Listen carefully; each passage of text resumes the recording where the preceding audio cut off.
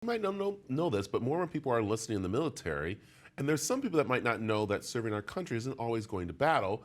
Here to tell us how the Army can help you on your career path and serve your country at the same time is Lieutenant Colonel Tammy Bogart. Good morning, Lieutenant Colonel. How are you? Good morning. I'm doing well. How are you? I'm doing great. You know, this is a perfect time, as we know, to talk with those out there who are looking to make a career change, those who are going to be leaving high school, those who might think college might not be the right place for them right now. And that's where the military comes in to help. What we love is with the Army and other military is that they can help you on a career path that people don't realize what they can do. No, absolutely. And I think one of the things I'd like to point out is that it's not an either or option. So you can go to college while you're in the military, or you can use it as a stepping stone and go to college after. Wow, I didn't see. That's great where people need to learn that. And that's what we're here to talk about, because it is kind of like recruiting time going on. You're looking for people.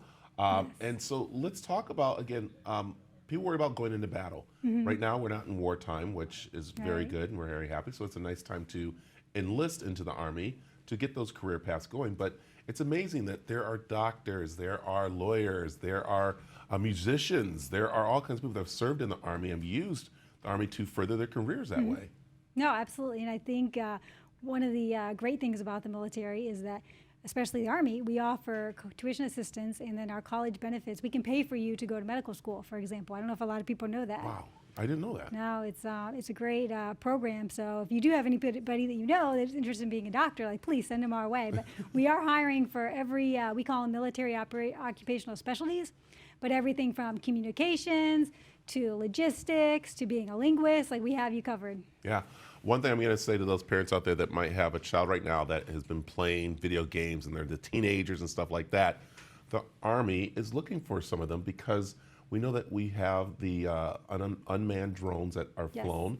You're looking for people for that, but also there's just the technology part too that's important to serve those who do go into battle. Yes, we're really focused now on the STEM field. So we have robotics. I used to work on the Futures and Concept Center, which is focused on emerging technologies. So the Army is just becoming more and more tech savvy, and just all of the new technology that's being developed. We need people with critical thinking skills, able to use their engineering background, math skills that can really help us in the future. Yeah.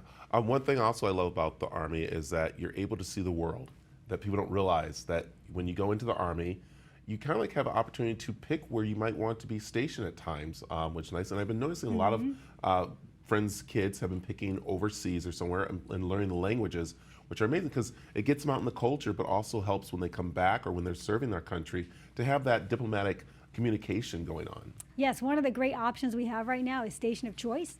So if you enlist, you can choose your first duty station.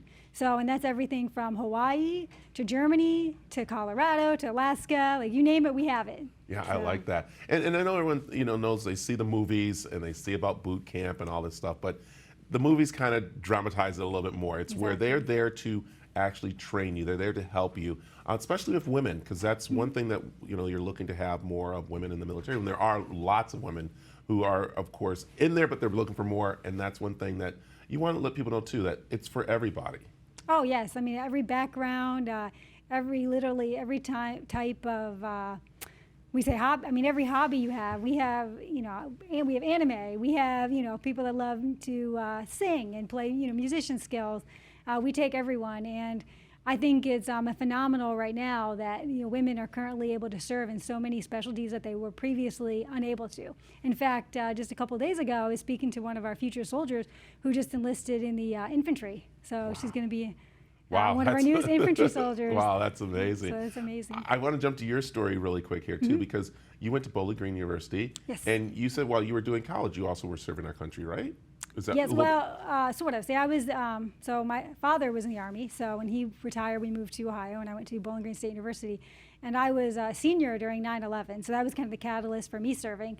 However, once I did join, I used the Army to pay for my master's degree. Yeah, that's amazing. So, all right, right now, people are wondering about, of course, joining the Army or other military services. How do they find out? I know there's recruiting offices around, but I also noticed too there's stuff going online where you can find out more, right? Exactly. Probably the easiest way is to goarmy.com/Phoenix, and then you can type in your information. It'll take you to one of our nearest recruiters, and they'll be in touch. Lieutenant Colonel, thank you very much for joining us this morning. Thank you. Thank you.